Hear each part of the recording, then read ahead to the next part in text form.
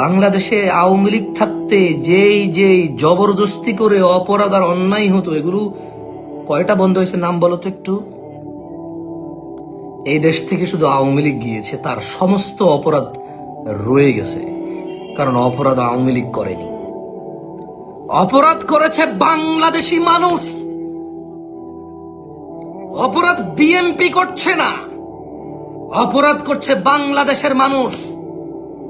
BNP 15 বছর ছিল না, অপরাধ ছিল, আওয়ামী লীগ ছিল। এই আওয়ামী লীগ চলে গিয়েছে, অপরাধ রয়ে গেছে। সবাই বলছে বিএনপি করতেছে, আমি বলছি বিএনপিও করে না, আওয়ামী লীগও করে না, বাংলাদেশের বাংলাদেশিরা করে অপরাধ।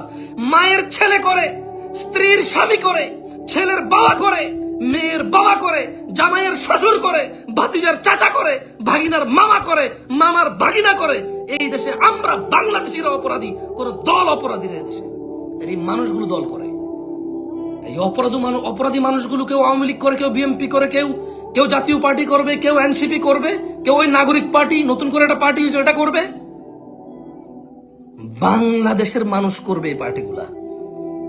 এরপর দোষ দেবে বিএনপি, দোষ দেবে আওয়ামী লীগ, দোষ দেবে এনসিপি, দোষ দেবে জাতীয় পার্টি, দোষ দেবে জামাত ইসলাম, দোষ দেবে হেফাজত ইসলাম। অথচ মানুষগুলো দোষী। মানুষ দলের কি বিচার হবে নাকি? 10 কোটি, 5 কোটি, 1 কোটি, 2 কোটি, 4 কোটি মানুষ দিয়ে দল, এত দলের বিচার করবে কে?